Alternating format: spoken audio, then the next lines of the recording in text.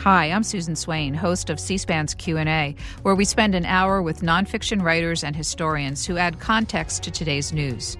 This week on the Q&A podcast, Wall Street Journal columnist Jason Riley discusses his biography of Thomas Sowell entitled Maverick. For the past 50 years, conservative economist and social theorist Thomas Sowell, who's Black, challenged conventional thinking on topics from social inequality to racial justice, contemporary culture, and, of course, economics, through his widely read column, his lectures, and more than 30 books. Our conversation will begin in just a moment. This whole notion that the black family has always been disintegrating, that is nonsense. That his studies go up to 1925. The great bulk of black families were intact, two-parent families up through 1925, and going all the way back through the era of slavery. So it is now only within our own time that we suddenly see this inevitable tragedy, which the welfare system says it's going to rush in to solve.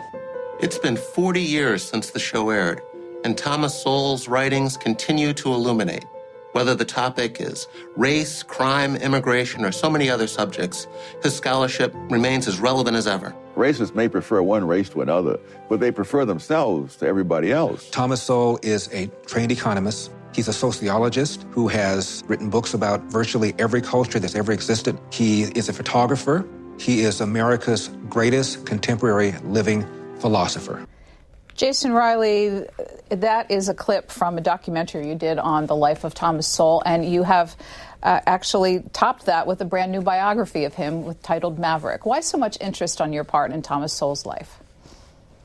Well, for a couple reasons. One, I think that as the video clip you just played showed, many of the debates that we're having today are things that he's written about quite extensively over the decades. So I think his research and his scholarship is still quite relevant to our current policy debates, whether the topic is inequality or affirmative action or minimum wage laws or slavery reparations or what have you. Thomas Sowell is someone who has written extensively about this over the decades, and I would argue has been quite right in what he has written.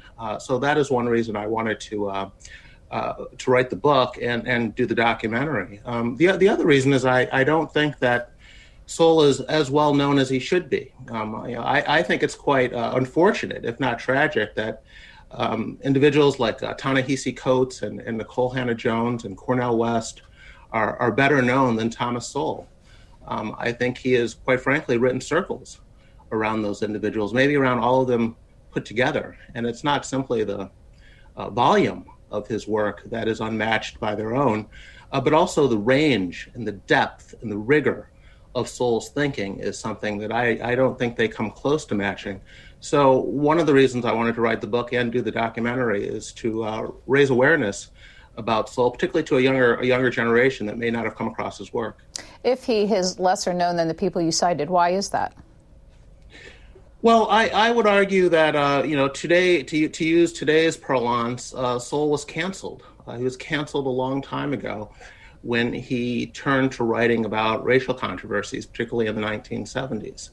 And he was a critic of affirmative action. He was a critic of the direction of the civil rights movement in the wake of the passage of the Civil Rights Act of 64 and the Voting Rights Act of 65, when they turned their attention away from equal opportunity and towards special treatment for blacks.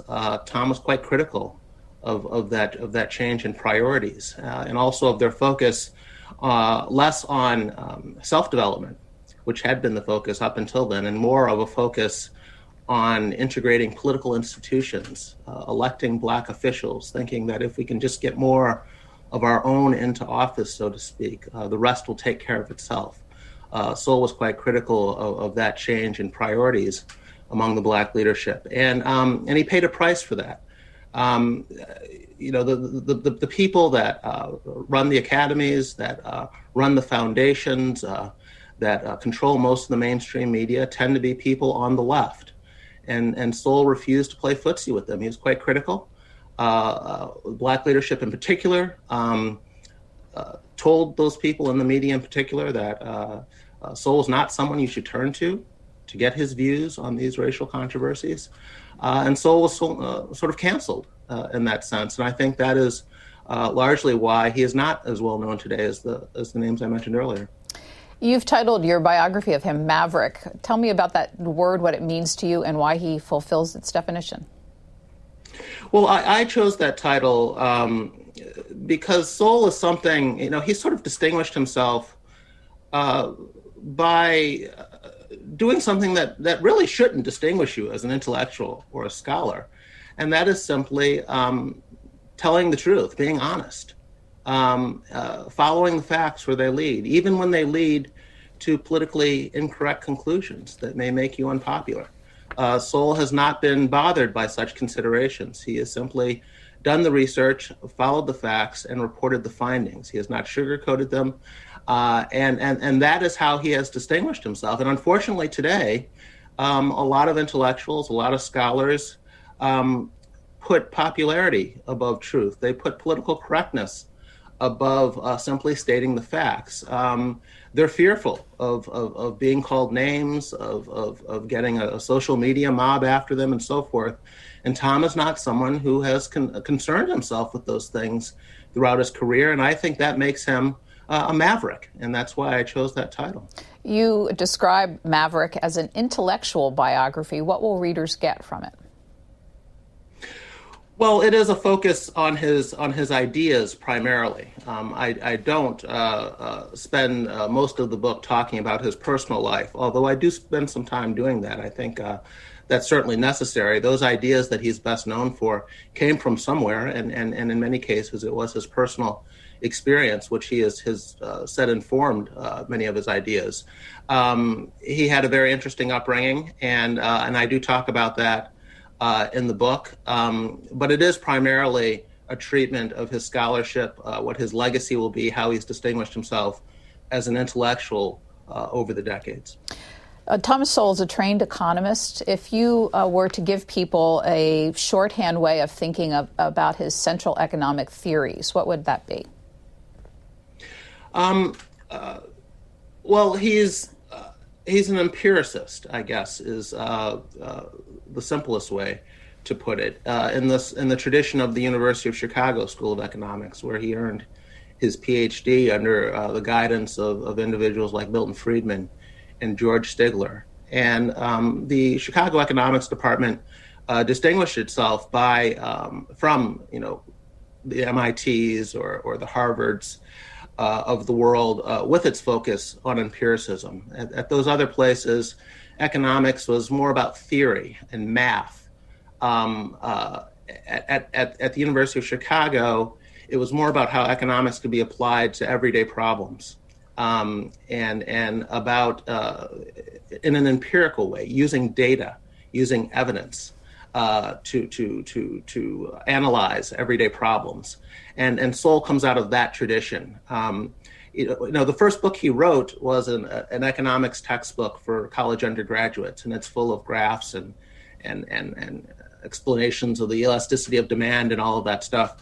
But his best known book is called Basic Economics, and it's essentially an economics textbook with no graphs and charts and jargon, written for the general public. And Tom is quite proud of that work. And I think it's evidence that his focus in terms of using his training as an economist is really to explain his discipline to people who are not trained in economics. It's something that his mentors like Milton Friedman did after leaving teaching at Chicago in the 70s. And Tom has done that as well. Most of his books are not written for his peers in the academy. They're written for everyday people, for general interest audience. And like Friedman, Sowell felt that the duty of a scholar is not simply to talk to your intellectual peers, but to explain your discipline to the general public. Is Basic Economics still in print? Oh, yes, it's very much in print. I believe it's in its 5th edition now. It's been translated into several different languages. And as I said, it's his best-selling book. You describe his scholarship as very broad-ranging, but you tell readers, of course, that he's best known for his writing on race and racial policy. If you were to distill his 4 or 5 decades of writing about racial policy issues in this country, how would you distill them? What are the overarching themes that he conveys to his readers? Well, I think the best way to understand Sowell's writings, or to understand where he's coming from, I should say, in his writings, whether they be about race or economic history or sociology or what have you, is to understand his writings on political philosophy and social theory.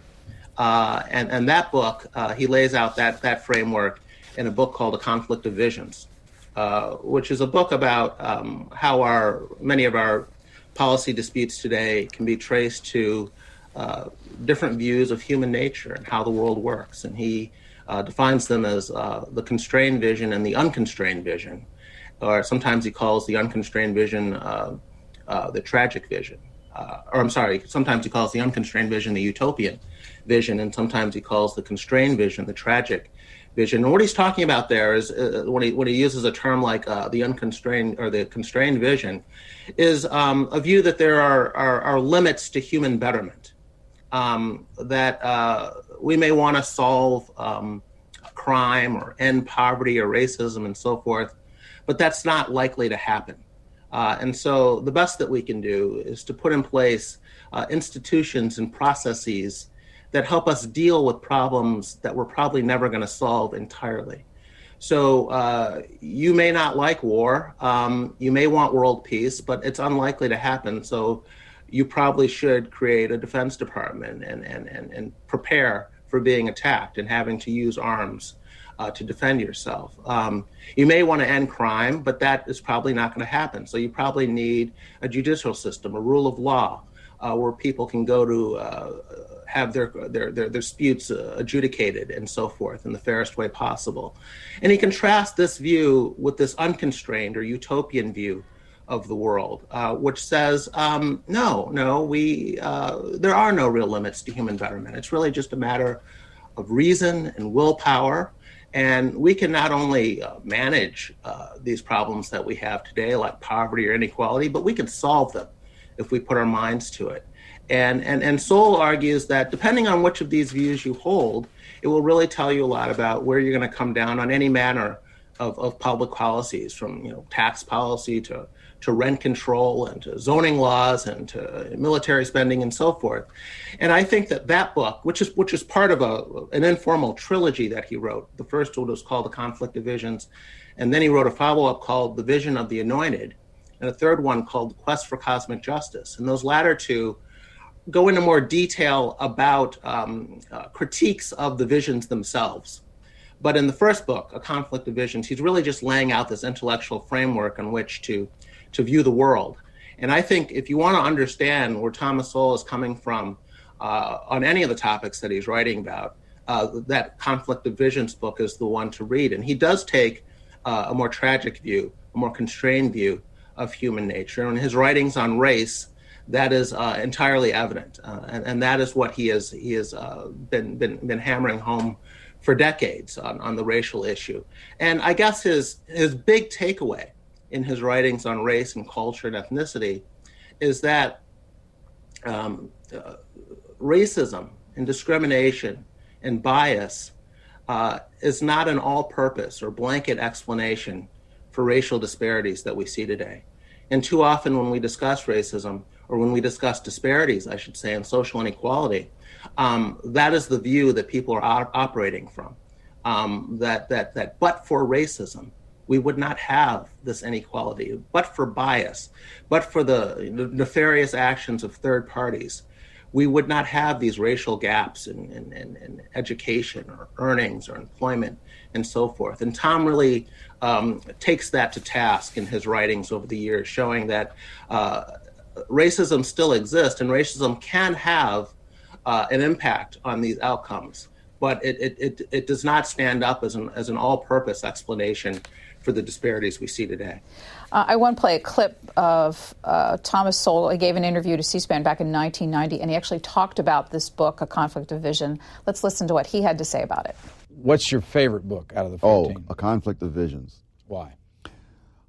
I think it's what is more mine than anything else, in the sense that it doesn't build upon any theory that anyone else has or anything that's already out there in the literature. and it's an attempt to explain why people reach different ideological positions from one another. How two people similarly informed, similarly well-meaning, will reach opposite conclusions, not just on a given issue, but on the whole range of issues. So, in these tragic vision versus utopian vision, does it help us understand why our country is in such a deep partisan divide right now? To some extent, yeah. Because the people who hold these two visions are often talking past one another, and I think you see a lot of that going on today. I think today you have a slightly, I would say that you have that problem that Sowell's laying out in a conflict of visions, but you have other things going on today that I think are driving divisions. Namely, I would point to our industry, the news media, and I'm old enough to remember when most Americans had 3 channels to get their news from: Tom Brokaw and Peter Jennings and Dan Rather, and that was about it. And today, of course, we have cable news and we have social media and so forth. And I don't think I'd argue, or anyone would really argue, going back to the old days.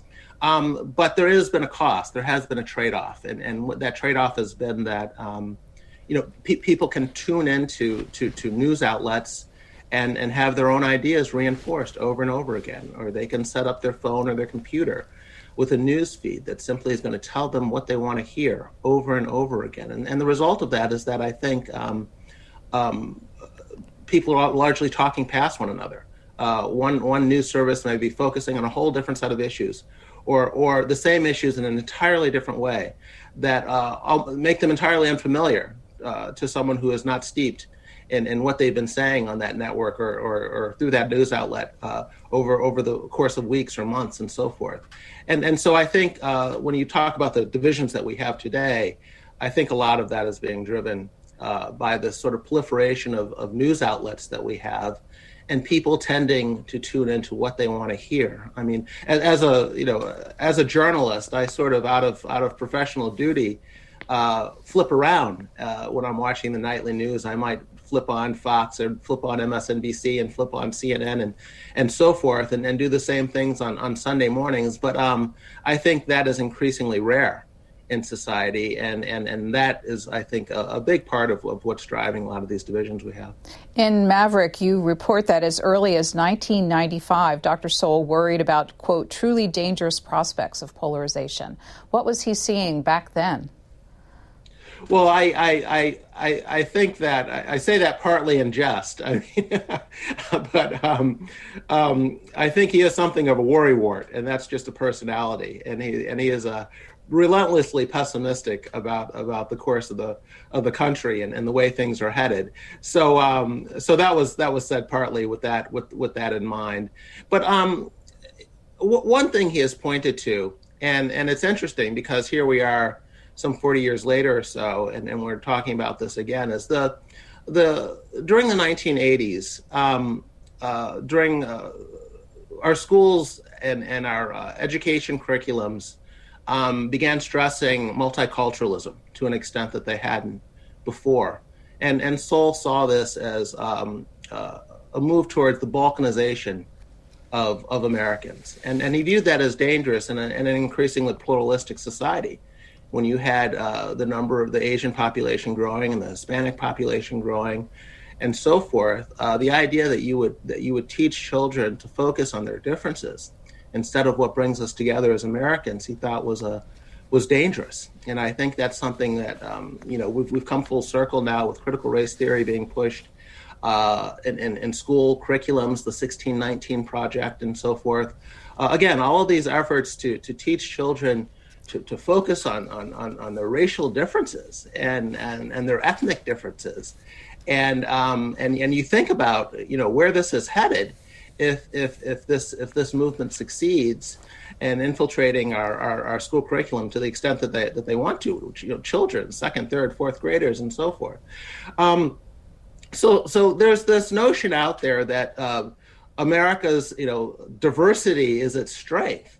And Sowell has pushed back at this and said, no, our strength is not our diversity. Our strength has been our ability to overcome the problems that come with diversity and focus on what brings us together, what unites us as Americans, despite those differences. That is our strength.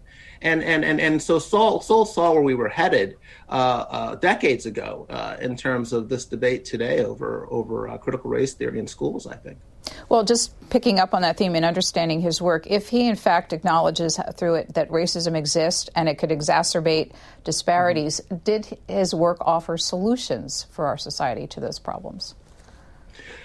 He has largely steered away from offering solutions and seen his role as more to point out what has been tried in the past, what's worked, and what hasn't worked. And he's not someone who believes that there is a silver bullet, that there is a solution, quote unquote, to solve many of these problems. And again, that comes out of that constrained view of human nature that he has, that tragic view, vision that he's laid out in his work. He says there are no solutions; there are only trade-offs. You take something like the minimum wage law. If you increase the minimum wage law, people who make minimum wage and keep their job will be better off. But there will also be people who won't get hired to begin with because they become too expensive to hire. There will be people whose hours will be cut because they need to be paid more per hour. So while you've solved, quote unquote, solved one problem, you've created some other problems. And that is the realm that Sowell's scholarship deals in, trade-offs. What are the benefits? What are the costs? And very often those with this utopian view only look at the benefits and either deny that there are costs or ignore what those costs are. And Sowell says that's a mistake. I want to spend some time on his biography because, as you referenced, it greatly shaped the person he became, the thinking that he has contributed. So tell me about where he was born and his early years. Sure. So Sowell turned 91 years old in June of this year. He was born in 1930 in the Jim Crow South, North Carolina, outside of Charlotte. He was orphaned as a child, taken in by a distant relative, and who moved the family to Harlem when Sowell was about 9 years old. That's where he was raised, and that's where he attended school. And he was a very bright student, but he had a rather tumultuous home life, and ended up dropping out of school, and never graduated from high school. Left home at the age of 17, and sort of did a bunch of menial work, just trying to support himself. And eventually, he was drafted into the Marines during the Korean War, and it was in the military. He was in the Marines for 2 years, where he sort of began to turn his life around, developed some self-discipline, some direction in his life.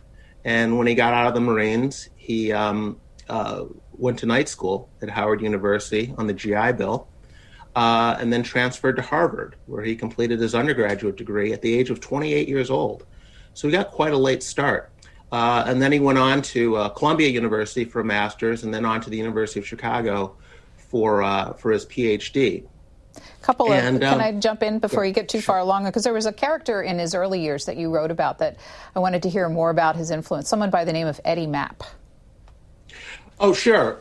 I believe Eddie Mapp comes up in the documentary film, actually. Okay. And this was a person that the family knew before they even moved to Harlem, and made sure that that Tom and Eddie connected once he arrived. So Sowell had someone to sort of show him the ropes.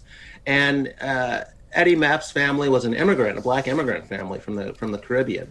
And Mapp showed him around Harlem, took him to the library for the first time, told him that if he didn't like his local school, he could transfer to a better school, which Tom did.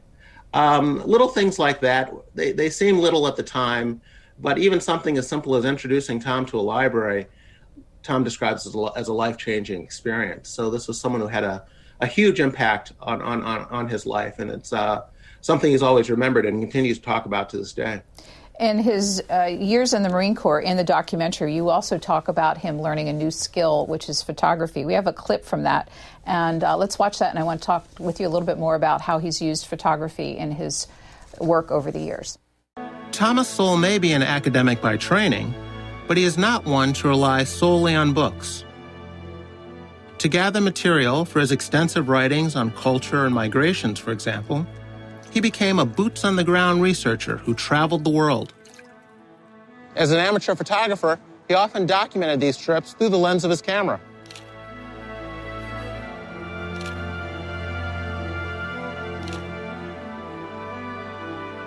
His purpose was to try and understand the role of cultural differences, both within nations and between them. And not only today, but throughout history. So how did the Marine Corps introduce him to photography? Well, I think he had some interest in it before he entered the Marine Corps, actually. I'm not sure that was his first introduction to it. But when he found out that there was a department in the Marine Corps to which he could put his skills to use and learn more about photography, he jumped at it. So I think he became more expert at photography as a result of his stint in the Marines. And as we just heard in the documentary, as he's traveled the world in his research and his scholarship over the decades, he has documented a lot of his travels with his camera.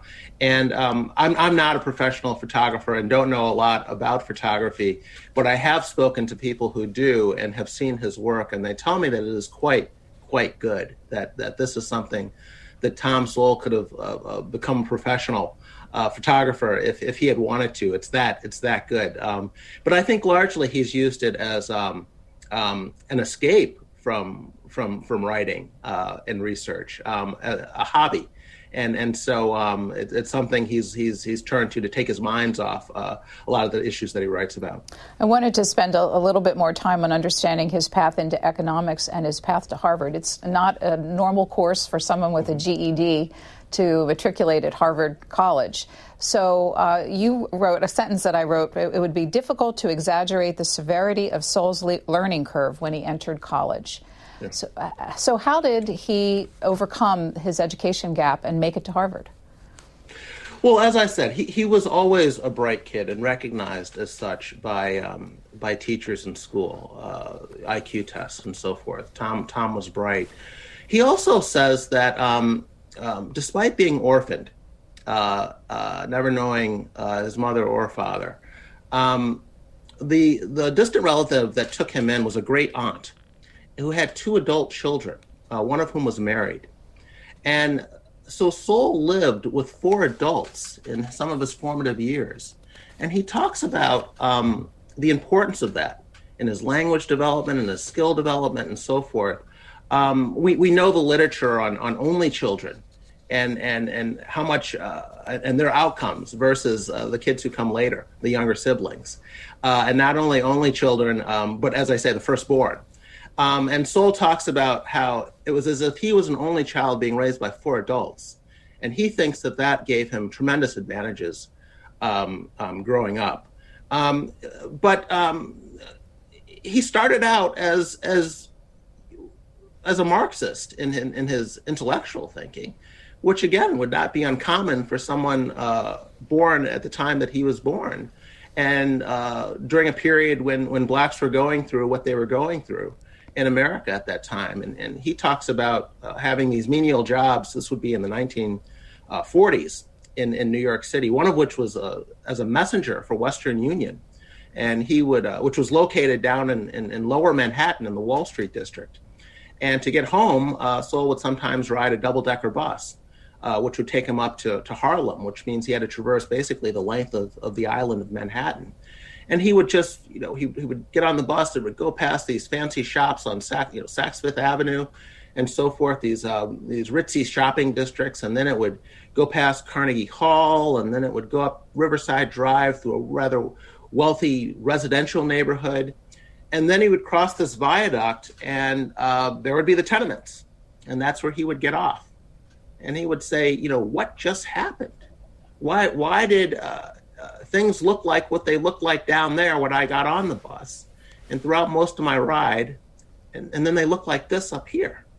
And he says that Marx explained that at the time in a way that he found very satisfactory, very satisfying. And Sowell remained a Marxist through his years at Harvard, even while studying under these free market giants like Milton Friedman at the University of Chicago.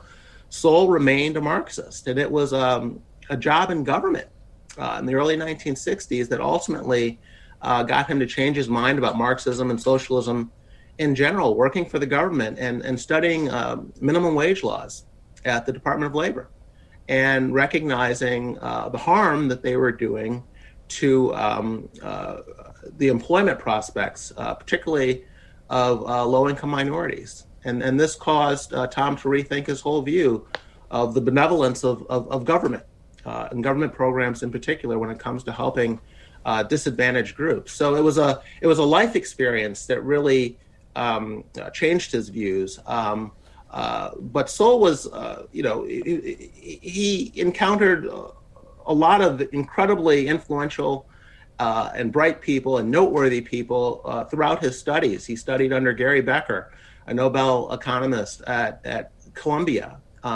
He studied under Friedrich Hayek, another Nobel economist, when he was at the University of Chicago. So these people were coming in and out of Tom's life. They recognized his talent at the time, and then they were obviously turned out to be right about that. Well, there may be some who aren't familiar with the economic theory that imbues the University of Chicago School of Economics. Can you talk a little bit about its position in the world of economists and economic thinking? Sure. Well, as I said earlier, what really distinguished the school was its focus on empiricism and the practical uses of economics. At these other schools like MIT and Harvard, there really was economics was about math. It was about elegant theories, and that is not what was stressed at the University of Chicago. It was the practical uses of economics, and that is what Sowell is focused on in his writings about economics, at least his writings for the general public. Now, Sowell started writing about economic history, the history of economic thought, the history of ideas.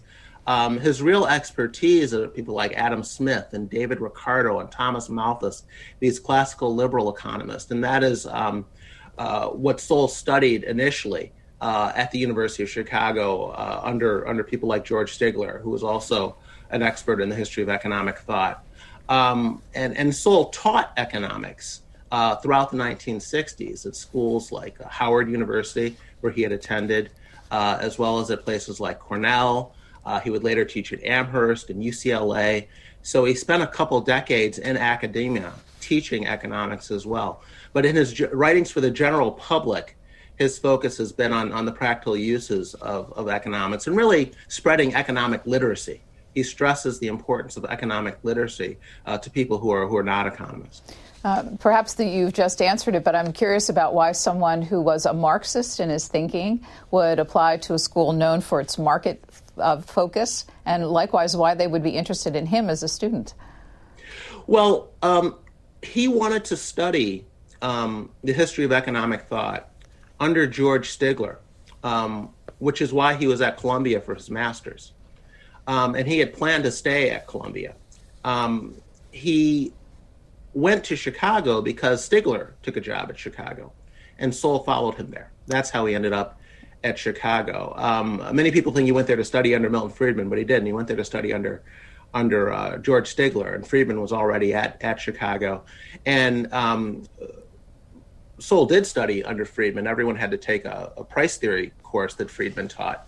And so Tom did study under Friedman, but he was there to study under Stigler, and that was his that was his focus, the history of ideas, and Marx falls into that category. If you're going to study the history of ideas, Marx is a very prominent figure in economic history, and so it's not necessarily something that it's not odd that a Marxist would be interested in studying the history of economic ideas. You explained that George Stigler took a personal interest in Thomas Sowell and even went to secure a grant when money became tight. Can you tell me that story? Sure, and this is again shows how Sowell's talents were recognized in his student days when he was not writing about race. Again, which is something he's best known for today. So I think that Sowell is someone we would be talking about today if he had never written a single word about affirmative action. His work in economic history was recognized as quite good. He published in all the best journals and published more than many of his peers in the academy when he was in the academy himself. But yes, when Sowell was in graduate school at the University of Chicago, he was having some financial difficulties, and he was thinking about just dropping out and getting a job in the private sector. And it was Stigler, along with Milton Friedman, who, without Tom's knowledge, went to a foundation called the Earhart Foundation and secured a grant for him that allowed him to finish his studies. And the story that I tell in the book is that the head of the Earhart Foundation at the time didn't know who Sowell was, but he said that if Stigler and Friedman came to us and said we should support someone, that's all we needed to hear, and we would support them. And the man said that Stigler and Friedman said in their letter to him asking for the money, they said, this guy Sowell is a Marxist now, he's a socialist, but he's too smart to stay that way. So even as Stigler and Friedman recognized Tom's talents as a scholar, he was still a Marxist at the time. They were just someone who saw that he was going places if he had the means to complete his education, and so they went out of their way to make sure that he was able to do that. We have a clip from him talking to Dave Rubin about why he stopped being a Marxist, and it includes one of his famous rejoinders on the topic that I wanted to show people. Let's watch. You were a Marxist at one time in your life. Most people will find this hard to believe, but it is true. But it's not that unusual. Most of the leading conservative thinkers of our time did not start off as conservative. You had a couple like Bill Buckley and George Will. But I mean, Milton Friedman was a liberal and a Keynesian. Hayek was a socialist. Ronald Reagan was so far left, at one point the FBI was following him, So then what was your wake-up to what was wrong with that line of thinking? Facts. Jason Riley, as we progress through his career, he was awarded his Ph.D. in 1968, which means he was on a college campus during the great civil rights upheavals of the 1960s. Where was he intellectually during that period as all of this change was going on in the United States? Sure. So Sowell was an initial supporter of the civil rights movement of the 1960s. I mean, even going back to, he was in night school at Howard when the Brown versus Board of Education decision came down, and supported it. Wrote about how class was, they devoted an entire class discussion to the decision. And he also supported the Civil Rights Act of 1964 and the Voting Rights Act of 1965. But what Sowell always cautioned is that these accomplishments, while making the country more just for everyone, and while applauding them, he says they are not going to be enough to solve the problems of blacks, to solve the inequality that we see. More will have to be done, and it will need to be done internally among blacks as a group.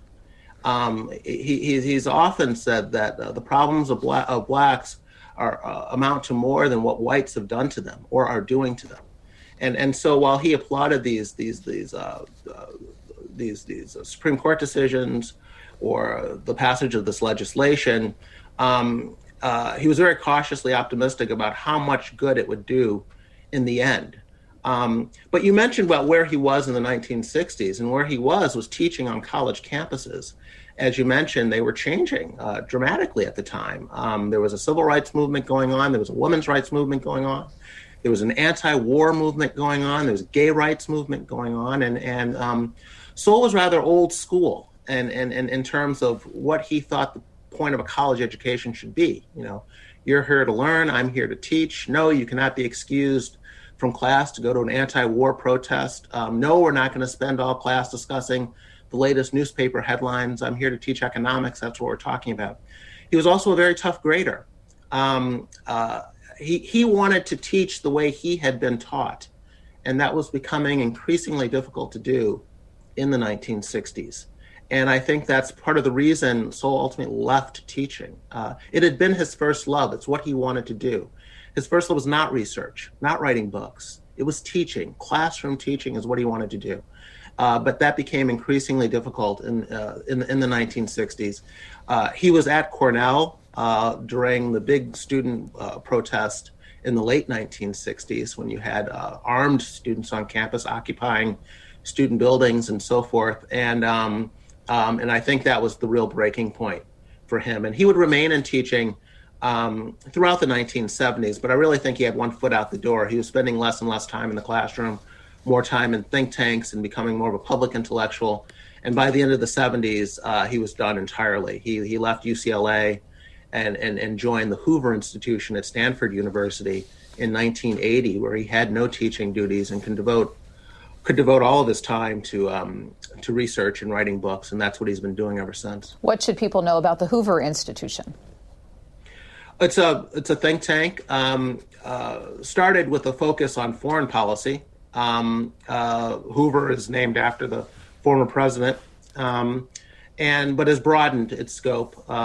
But it's located on the campus of Stanford University, but is in fact a separate institution from the university, and that's where Sowell has spent his time since 1980. And I spoke to a lot of people about the trade-offs, to use the economic term of this, of Sowell leaving teaching. And some people are of the opinion that they wish he had stayed in teaching, despite the difficulties at the time. And if he had, perhaps thousands of graduate students would have studied under Sowell and earned their PhD under Sowell, and he would have mentored them, and we'd have a bunch more people out there who think like him, carrying on his legacy. And instead he left and went to Hoover and has just been churning out the books and the columns. And others say no, they wouldn't trade anything for all those books and columns that have expanded economic literacy to a lot of people who otherwise wouldn't have been exposed to it. When Sowell retired his column back in 2016, a newspaper column that he had been writing for decades, I wrote that some people just lost the best professor they ever had, even if they never went to college. And so it was interesting getting the different perspectives of people out there who wish he had stayed in teaching versus those who are glad he left. He arrived at the Hoover Institution in 1980 at the beginning of the Reagan administration. Mm-hmm. And you report that he was sought after for a cabinet position that ultimately he did not accept. What was his thinking about politics as opposed to academia, and whether or not he could have been successful in it? Well, I think Tom realized early on that he didn't have the temperament for politics. He doesn't suffer fools. He speaks his mind. When politicians speak their mind, it's they've misspoken. So Tom realized, I think, early on that he wasn't really cut out for politics. But he did indulge some of the offers. He did think them over. Particularly, there was an offer to head the Department of Education. And he said, since it was an issue that he cared about and had spent so much time critiquing, he thought he should at least seriously consider the offer, and he did. But he ultimately said no. One of his mentors, Milton Friedman, had also been enticed to join government over the years, and had always declined, and told Sowell that he thought, as he thought about his own circumstance, that Sowell could do much better working outside of government, in terms of trying to influence people and the right way to think about things. So ultimately took that advice. But yes, there were constant entreaties for him to run the Department of Labor and Commerce and other things. I was intrigued, though, reading that he had been a Democrat until 1972 and never actually registered as a Republican. But he was sought after by Republicans. Yes. I mean, like I said, Sowell comes out of that classical liberal tradition, and so what they saw in him was someone who believed in small government, someone who believed in low taxes, less regulation, and so forth. So he clearly better fit the Republican profile. And if you read his writings, that's what would have attracted you to him. Those are the type of thinkers who would have been attracted to what he was writing. So that's no surprise. But as Tom said in the clip you played, it's not that uncommon at all for people who wind up conservative later in life to have started on the left, and particularly among blacks. Clarence Thomas started on the left. Walter Williams, another economist, a libertarian economist who passed away recently and was a lifelong friend of Thomas Sowell, started out on the left. Shelby Steele, the race scholar and colleague of Tom's at the Hoover Institution, started out on the left. And these guys didn't just start, slightly left of center. As we know, Tom was a Marxist. Clarence Thomas was a Black Panther. Walter Williams was far more sympathetic to the views of Malcolm X than he was to the views of Martin Luther King. Shelby Steele was a Black radical in the 1960s. So it just wasn't that uncommon that Sowell's origins in that sense. So I'm not surprised at all that as late as the early 1970s, he was still a registered Democrat. Just to let you know, we have about 15 minutes left in our conversation with you. I wanted to go back to your comment about him not suffering fools gladly. I started writing down some of the descriptions you used of him during the book, and they included headstrong, willful, high-handed indifference, surprising self-assurance, a formidable debater. If you met Thomas Sowell in person, what would you get?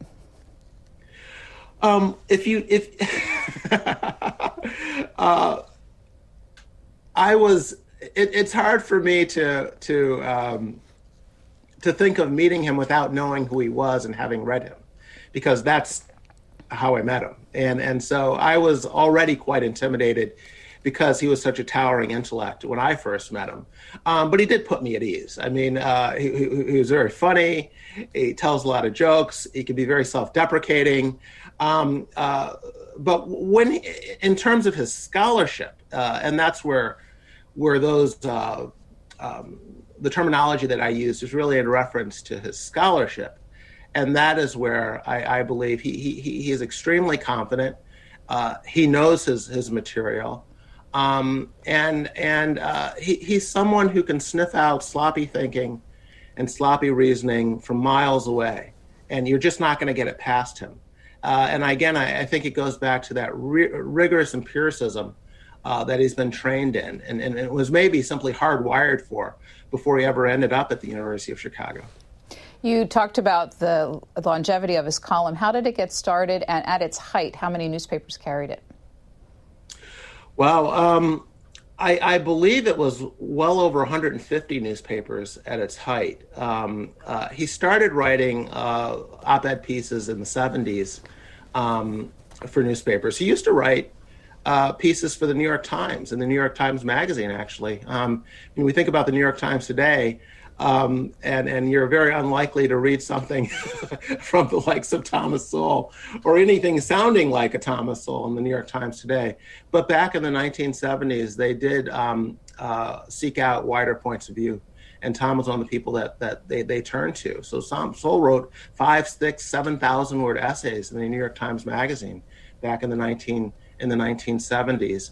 And he began writing a syndicated column, I want to say, in the 1980s. And that grew. He wrote it for newspapers. And then for a period of time, he also wrote a column for Forbes magazine that was quite popular. And so at one point, he was writing 2 or 3 columns a week in addition to all the books. And it's amazing how prolific he's been, given that he did not, as I mentioned before, graduate from undergraduate college until he was already 28 years old, and didn't write his first book until he was 40. Since then, he's written, by my count, I believe 36 books, 5 of which have been written since he turned 80. So he's just been incredibly prolific. And even though he has retired the column, as I said, back in 2016, he has continued to write books. He published a book on charter schools only last year. I don't think in either your book or your documentary I saw any reference to religion or spirituality. Has this been an aspect of his life? It's not something that he's written about publicly or talked about publicly, so far as I can tell. I do think he, and I'm speculating here, that he has some familiarity with religions, and certainly Christianity, and I believe that had been exposed to that growing up. And I see that in some of the language he uses when he talks about the anointed, for instance. Those are, that's a biblical reference right there. So but no, it's not something that he's written about either in his memoir or in my conversations with him have I had any discussions about that. So looking over his prolific career, you open your book with an interviewer's question to him back in 2003, asking him, how would you like to be remembered? What is his response to this? How does he view his body of work? I don't think that Tom is much interested in personal notoriety. And I think the proof is in the pudding. Someone who is interested in personal notoriety, I don't think would have jumped into these racial controversies over the years. They would have kept their head down and sought out the various awards and prestige that that people like the left-wing elites, particularly the black left-wing elites, receive today. Sowell wasn't interested in that, and I think his career is proof of that. What he is interested in, and what he said to me and said in that interview, was that he's interested in his ideas being out there and prevailing when possible in our policy debates. But it's not personal notoriety that's driving him. He sees his work as part of a continuum. He's just submitting to a body of work that preexisted him and will continue to grow after he's gone. And what he's trying to do is add his 2 cents to it, to this body of work that's out there. And I think that's how he sees himself. But he's not in it for personal notoriety. I want to spend our last few minutes together with a little bit on you. Like Thomas Sowell, you are a senior fellow at a think tank, the Manhattan Institute, and you have a column in the Wall Street Journal. Tell me about your work at the Manhattan Institute. Where is your scholarship focused? Well, I'm a journalist. I don't self-identify as a scholar or an intellectual. I ask questions. I write down the answers that people give me. But I write a column focused mostly on urban public policy. So racial issues, policing issues, tax issues, immigration, regulations, and so forth. And I spent more than 2 decades at the Wall Street Journal prior to joining the Manhattan Institute, writing about these issues, and I've continued to write about them at the Manhattan Institute, in addition to writing books and public speaking and going on television and radio and talking about the things that I write about.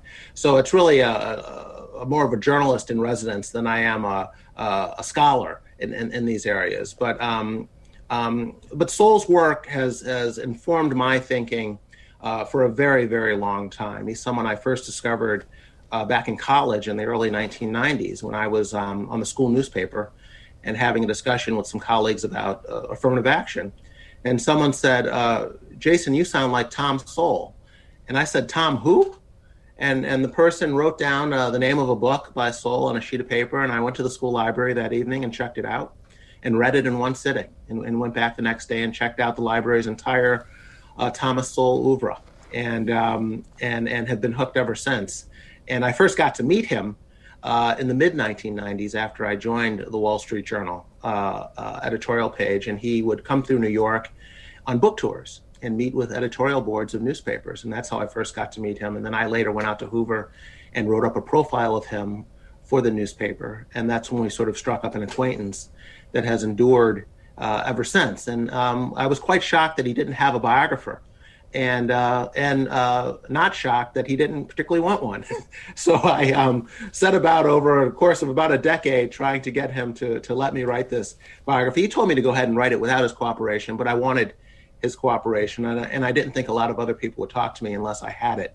And eventually, with the help of some of his friends, I think we sort of wore him down, and he agreed to sit for some very long interviews for the book. So I was happy about that.